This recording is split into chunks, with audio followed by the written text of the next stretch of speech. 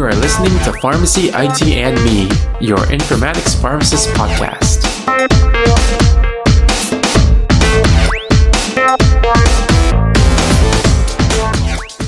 Alright, welcome to another episode of Pharmacy, IT, and Me. And as with every episode, we start off this one stating that the intended audience for this episode are newcomers to the field.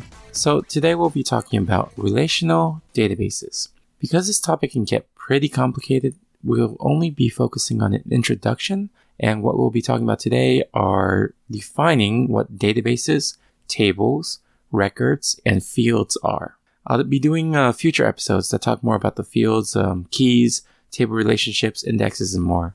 But for today, we'll just be talking about the definitions. Alright, so database. What is a relational database? So to answer the question, we must talk about what a database is. To put it quite simply, a database is a very organized collection of information, or a very organized collection of data. Big companies that provide database services include Microsoft and Oracle. For Microsoft, databases are available in Microsoft Access, and for Oracle, databases are in what they call SQL, which stands for Structured Query Language. And to clarify on Oracle databases, SQL is actually a language that, as the name implies, the language is used to interact with the actual Oracle databases. The databases themselves are not called SQL, but the language that is used to kind of pull that data back is called SQL. So to give an analogy of what databases are in the non-IT world, you can imagine a room full of filing cabinets. This entire room is basically your database, as it is a collection of organized filing cabinets that have been organized with files in it. If you want to go further with this analogy, you can say something like, you kept all the information about your life in one room with multiple filing cabinets, and you kept all the information about your friend's life in another room with multiple filing cabinets. Ignore the fact that keeping a room full of your friend's info is kind of creepy, but you basically have two databases here. Each room represents a database of information about a very broad subject. And in the hospital world, this can be analogous to having a database from one health system versus a database from another health system. They're basically in different rooms. So the next thing are tables. So going into a little bit more about tables. In the database, you have a lot of elements organized into tables. When I say a lot, I really mean a lot. Now, if you go back into the filing cabinet analogy, think of each drawer in the filing cabinet as a type of table. In the example of having a database of your life, a table could be something like milestones in your life, or your time at your elementary school, or all of the data pertaining to your first job, etc. I guess the key thing to think about here is that the tables represent organized collection of information that is within the database, but not super specific to the details of what that information is.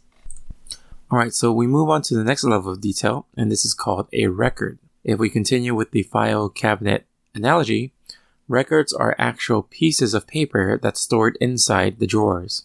Let's say I have a drawer labeled work experience. I could have a bunch of papers inside that refer to a specific work skill that I have. I can have one page say communication, and it has all the specific info on there about my communication skills. Then I may have another page called teamwork with detailed teamwork information and so on. For the case of healthcare information, you can imagine a table that's called a person table, and a record that tells you a bunch of information about a particular person. Another thing to note is that in database terms, records can also be called rows because they literally represent a row of information on a table of data. Now, the last level of detail we'll be talking about today are fields. Fields are the most granular piece of information in the database. For the analogy of the filing cabinets in my previous analogy to pages of skill sets, let's look at the page of communication skills again. On this page of data, there can be information about, when I achieved communication skills, how long have I been using the skill, whether the skill is still an active one on my record, and so on. Each of these data elements are on particular fields within the record. And if you look more into what a field is, there are actually three basic components. So the first thing is the field name. This is something like, when did I achieve the skill? The second thing is the format, which is like when I ask, when did I achieve the skill? The answer I'm expecting it is to be in a date format. So the format here would be a date format. And then the last one is the data value, which is the specific date itself, like something like January 1st, 2008. And in database terms, fields are interchangeable with columns because fields are literally columns in the record of the data. So hopefully the explanations and analogies help you a little bit with understanding how databases work.